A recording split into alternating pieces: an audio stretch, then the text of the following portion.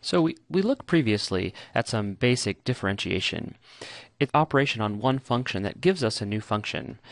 So with the addition of our knowledge of the chain rule, we sort of have a new list of derivatives of basic functions, which I've shown here. If you have a position function of this type, and then by doing the operation of differentiation, we get a derivative that looks like this, where here a and omega are constants. So that gives us a procedure. If you have a function that is in this form, then you know what the form of the derivative is by performing that operation. And so you can ask the question, okay, that's fine if I have position and I want to go to velocity, but what about if I have velocity and I want to go to position? So how do I do that?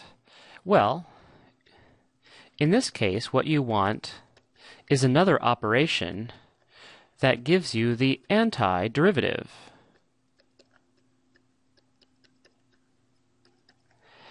And that's easy enough because we can use exactly the same table. As long as you have a function of this form, then the antiderivative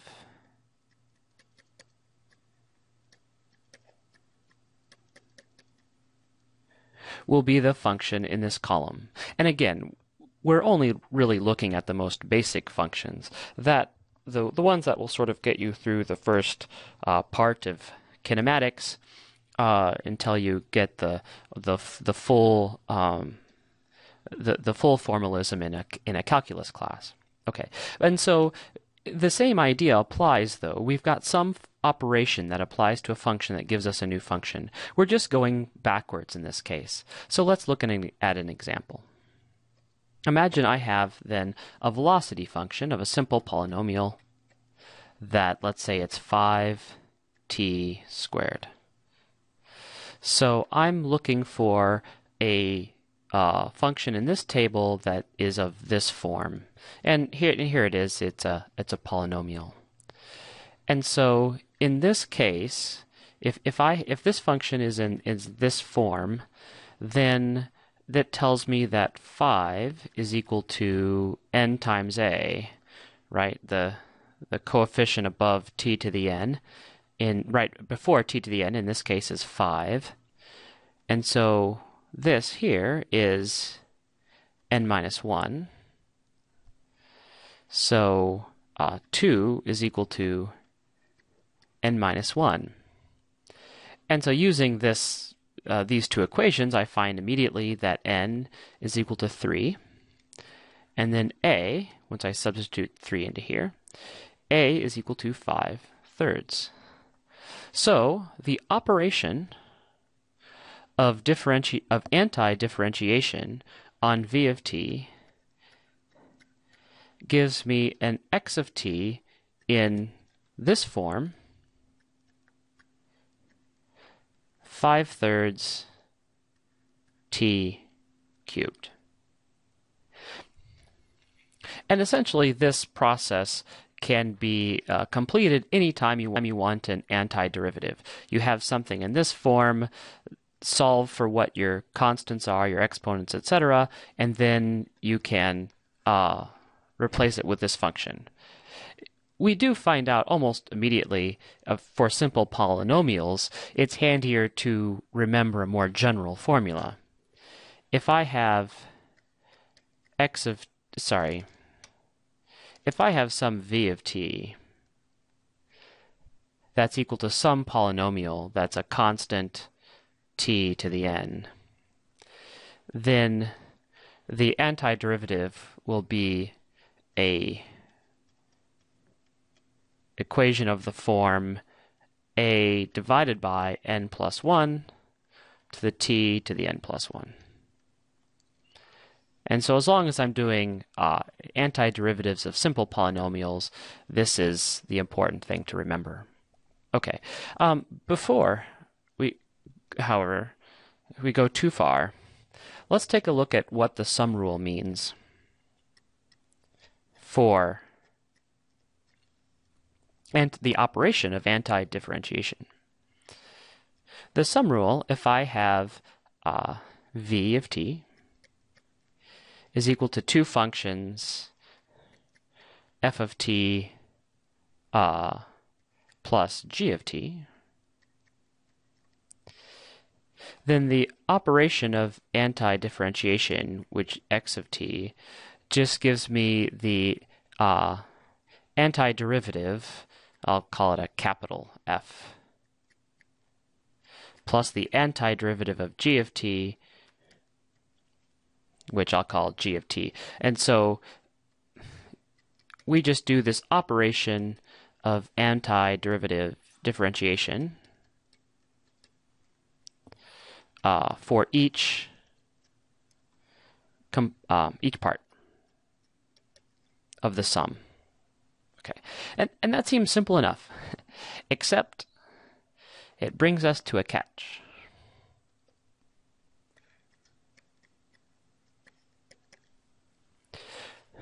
Let's go back to our example where we had x of t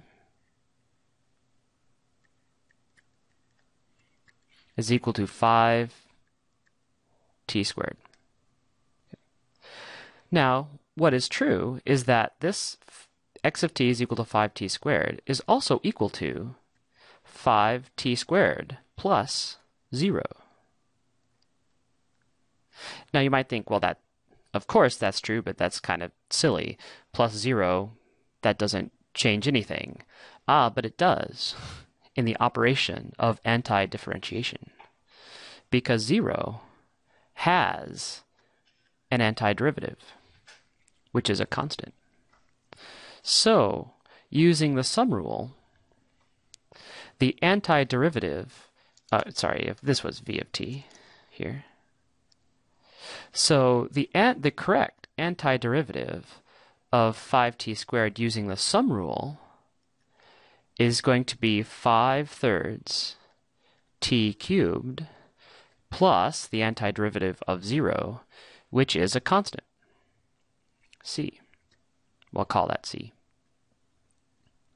And so anytime you take an antiderivative, you also have to take the antiderivative of 0, which gives you an extra constant. Now, this is often called an integration constant, which is a good name for it. It is also sometimes called sort of an arbitrary constant, because it can be any constant. The operation of antidifferentiation does not give you an exact value for this constant, because the derivative of any constant is equal to 0. Because of that, it is often referred to as an arbitrary constant. But in physics, this constant is far from arbitrary. This constant often has real physical meaning.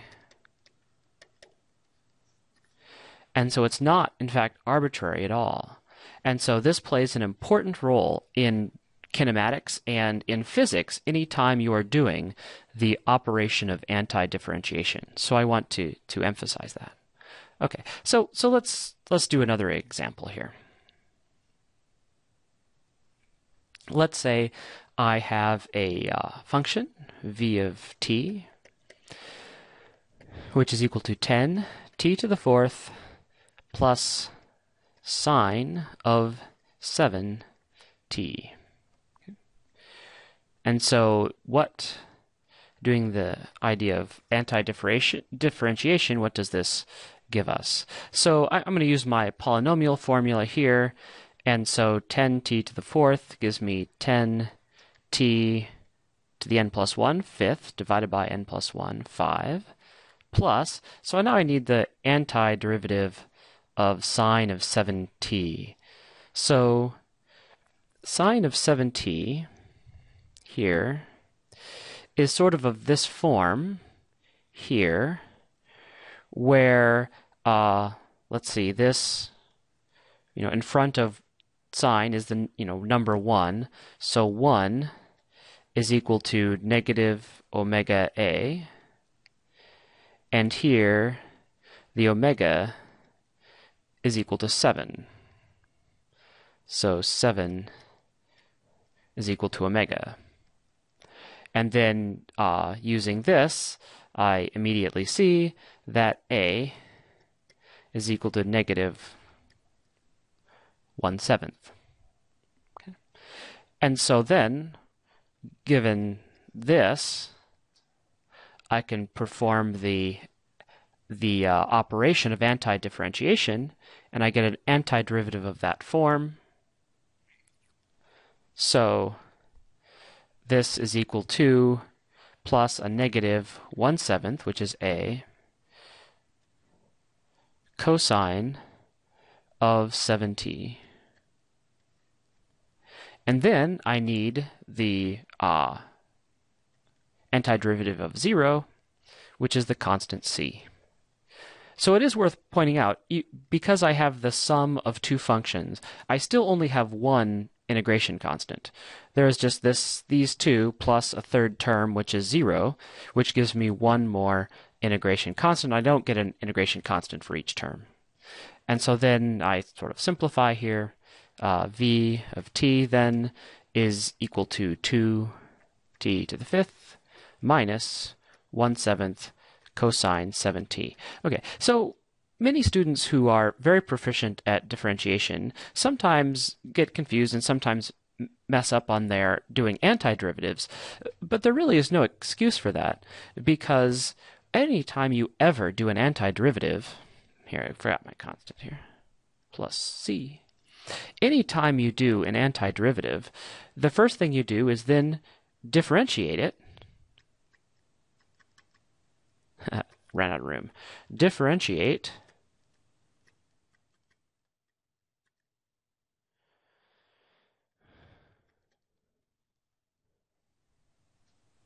to check to see whether this is right. Now do the derivative rules to make sure that when you differentiate this expression, this is x of t, the antiderivative, that when you differentiate this, you recover your original function. Okay, and so the final thing I'll talk about here is the notation for antidifferentiation. So we saw before that sort of a notation that for v of t is equal to d of t x of t. Let me do a different color for that. So if I have v of t, I'm going to perform the operation of differentiation on x of t. And then by the same token, if I want the acceleration, I perform the operation of differentiation on v of t, and identify that that operation is taking place with this notation that I've shown here. All right, so the notation identifying the process of antidifferentiation is as follows. If I want to say do the antidifferentiation on v of t, that notation looks like this. So I have a squiggly line, dt. And then if I have v of t related from the acceleration, that notation given the same way. So here, and these are also called indefinite integrals.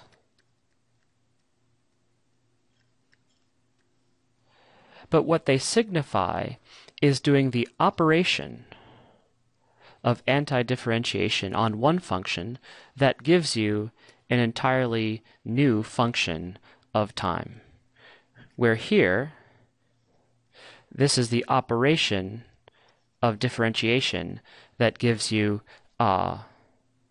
an entirely new function of time. Here I'm performing the operation on v of t, gives me a new function a, and here I'm doing the antidifferentiation on a, giving me an entirely new function v. And so in this context, this notation is simply identifiers, meaning to do the respective operations to give you new functions.